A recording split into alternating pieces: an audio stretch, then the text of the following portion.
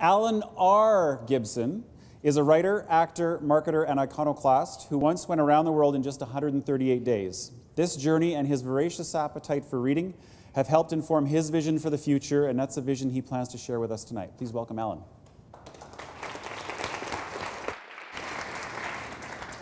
Thank you, Trevor. Is anybody's brain hurting yet? All right. The brilliant sci-fi writer William Gibson said, "The future's already here, it's just not evenly distributed yet." And I think that's always been true. So what do we do about it? How do we grab the future? Today's world, as you know, is incredibly unevenly distributed if you look at income figures. So how do we balance it? It's glowing brightly, but it's changing faster than anybody can keep up. We live in a world full of potential, full of beauty, and full of stress. This, as far as we know, is the world's first analog computer. Anybody know when it was made? 200 years before Christ. The world caught up with this little piece of technology about 1,200 years later. In a TED Talk, Dan Pallotta says, "Our technology for talking to one another has gone vertical. Our ability to understand one another has gone nowhere."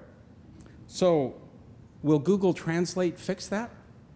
Maybe, in an immersive gaming environment with real-time translation. What we need, I think, at this point, is a more caring approach. I personally believe that the future can be grasped by looking through one significant lens, the rise of the feminine, leading to a more interconnected world. Sure, it's hard to see that just now. The death throes of chauvinism are violent and loud and kind of boorish, a la Donald Trump and Harvey Weinstein. But interconnectedness is our global reality. But it is only starting to be infused with feminine values, which is why 40% of us are lonely. The present that we're living in now is fracturing. We are fed and we're educated, yes, but we are not taken care of. We are not happy, and that matters. Smartphones lessen our attention spans and focus. A study found that when these are in the room during a test, the test scores are lower even if the phone isn't on. People who are addicted and who isn't have less sleep, less happy, and less sex. Ooh, put it away. So what values do we use to guide our technologies? Our bodies are meant to move with nature, not electronics. Ownership is becoming less important to the next generation, sharing more acceptable. What we care about matters, and it's okay to make it our life's work.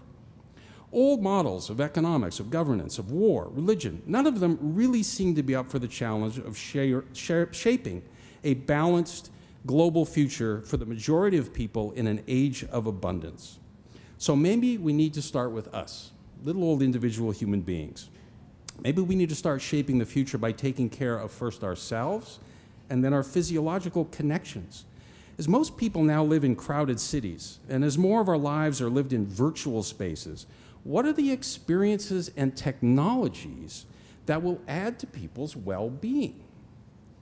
The next wave of tech, the Internet of Things, is coming. You won't need a phone to call people. You'll just talk. Your house will listen, your self-driving Uber, your clothes.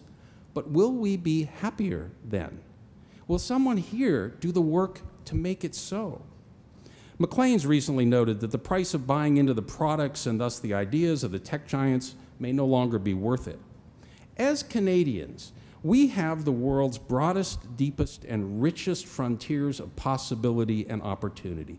Gord Downie said it best, "You are ahead by a century." So, what can we do as a city to create a future that truly serves the emotional and connection needs of people, which has been so long downplayed? When it comes to economic opportunities, any node on the network has the power of the whole network. So Lethbridge is in a tremendous position. Our physical isolation means that maybe we move a little slower. Guess what? That's good for humans. Our tech, our education, our physical infrastructure is world-class. And that allows for unfettered growth in the non-physical economy. Lethbridge has something special. A lot of us know it, but many others don't make that connection. Some research showed that what Lethbridge lacks right now is social bonds, especially for newcomers. It's a local iteration of a global problem.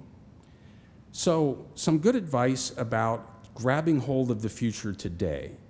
And I believe that the future actually exerts some causative force on the present. You know, scientists just sent a particle back in time recently. So what do we do to actively imagine a future that is more human and more humane, to look back on our lives 20 years from now and exult, I created something I loved, something beautiful, something fantastically human. Thank you.